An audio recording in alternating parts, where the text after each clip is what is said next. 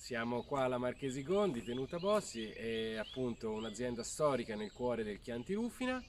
Il Chianti Rufina è una delle zone più storiche e importanti del territorio toscano, rientra nel bando di Cosimo III dei Medici, bando che è la prima legge in campo vitivinicolo al mondo, perché appunto Cosimo III era un frequentatore delle corti europee e voleva che solo il meglio della Toscana fosse presente. Selezionò quindi le 4 migliori aree toscane, l'odierno Chianti Classico, l'odierno Carmignano, il Chianti Rufina e il Valdarno Superiore. Per questo, E Pomino rientra con voi? diciamo, prima si chiamava Pomino, era una Ah, delimitazione che ora è l'odierno Chianti Rufina, perché in realtà non è proprio la zona DOC Pomino, ma è una zona che è più allargata, perché arriva tutta la riva sinistra della Sieve.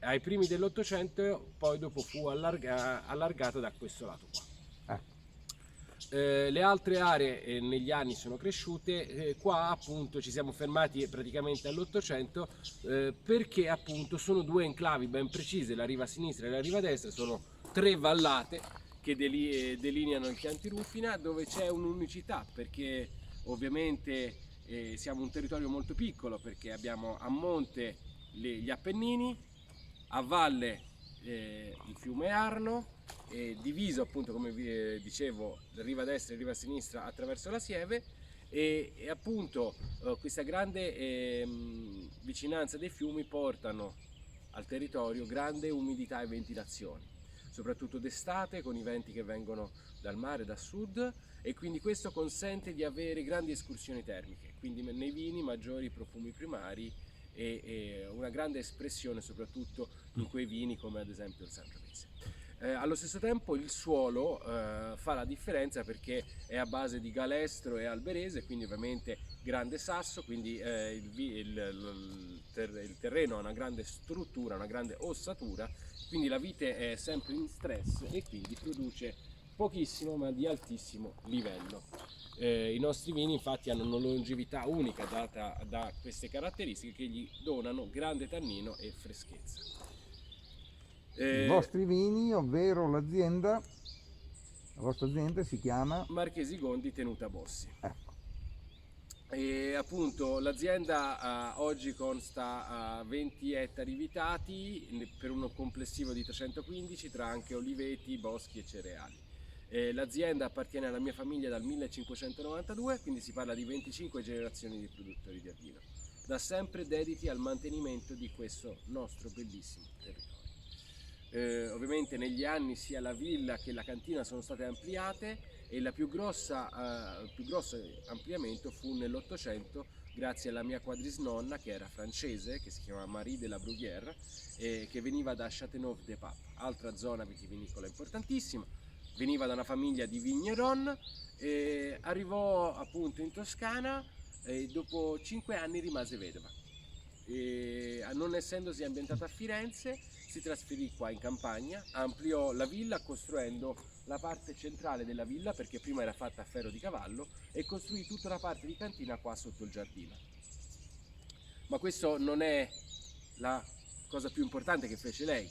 Lei era appunto francese, una donna, e fu una delle prime imprenditrici donne in campo vitivinicolo, perché ovviamente aveva 2 figli molto piccoli e quindi si rimboccò le maniche e portò il know-how francese in azienda. Questa è la vera sua peculiarità.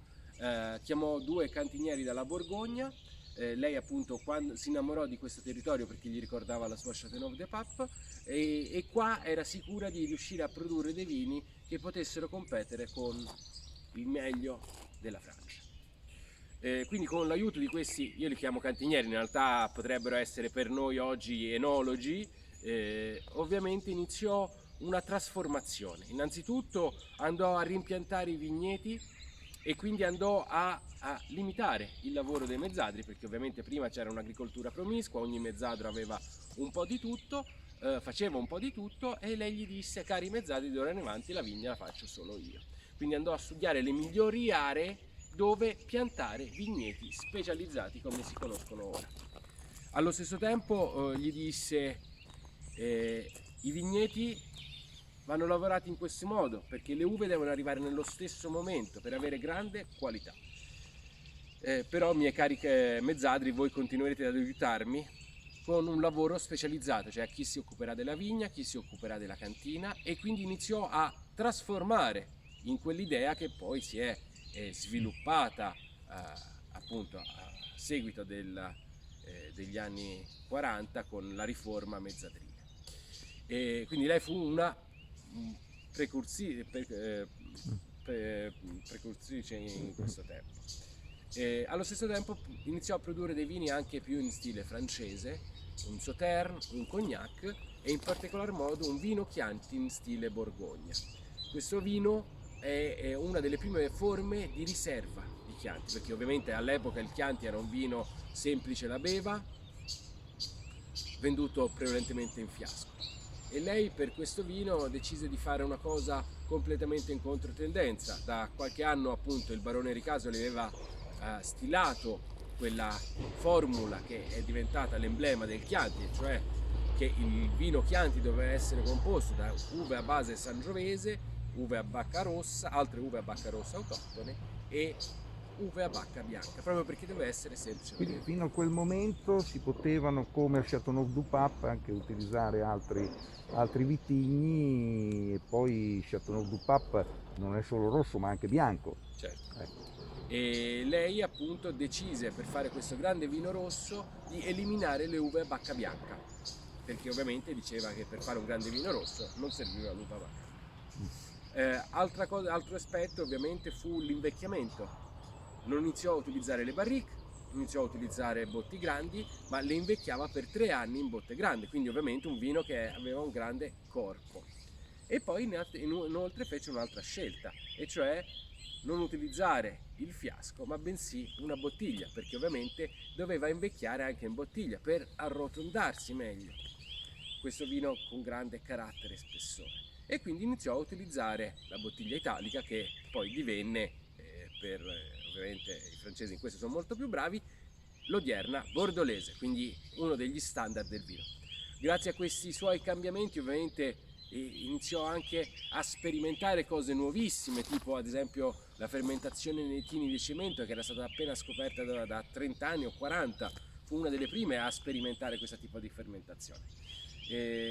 Questo fermento nello sperimentare, nel provare, ovviamente non si è mai poi calmato. Quando arrivò mio padre, ovviamente si parla degli anni 70, iniziò a sperimentare i vitigni internazionali, è stato uno dei primi in Toscana a produrre un 100% Cabernet Sauvignon, a sperimentare il Merlot, l'utilizzo delle barrique, e poi appunto nel 2015 siamo arrivati io e mio fratello, e anche lì abbiamo iniziato a dare nuova spinta, nuove sperimentazioni, quindi anche se siamo dei sapienti artigiani, dei piccoli vigneron romantici legati al nostro territorio, l'animo di sperimentare e provare con mano quello che si può fare ci consente ovviamente di produrre delle piccole nicchie molto interessanti.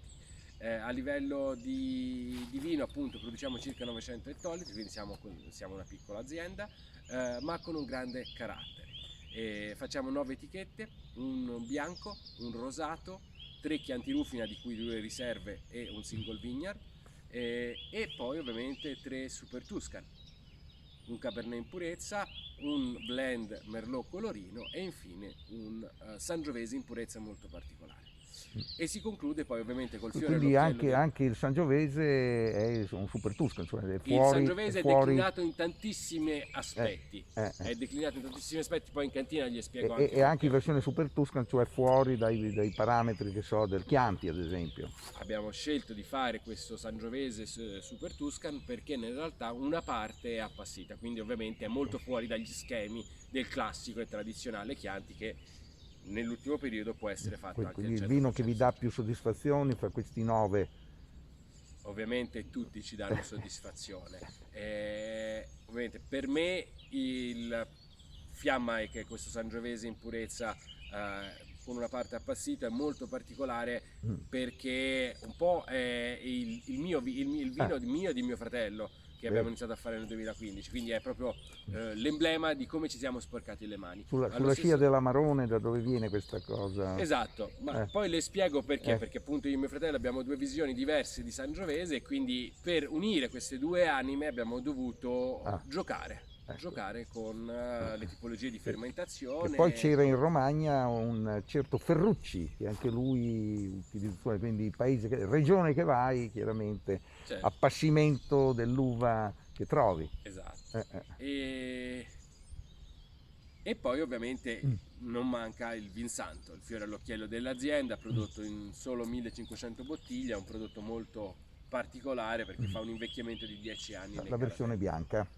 Ovviamente solo bianca al momento, perché poi grazie alle sperimentazioni del Fiamme abbiamo iniziato a sperimentare l'occhio di pernice, quindi un Vinsanto a base sangiovese esclusiva. Di cui andiamo ad assaggiare l'anteprima in una di queste botti, esatto. di queste allora, botticine. Noi andiamo in cantina a vedere. Bene, e qui ecco, mi soffermerei anche sulla villa, perché una villa del genere vorrebbe, come dire, provare magari una volta nella vita, magari di poter, no? Alloggiare qui, è possibile? Nella villa no, abbiamo un agriturismo nelle case coloniche qua attorno, la villa la utilizziamo per matrimoni, eventi o per degustazioni particolari, colazioni, cene, insomma, diverse attività. Quindi ci sono degli appartamenti intorno con le piscine, e 5 margherite, che è il massimo livello degli agriturismo. Girasoli.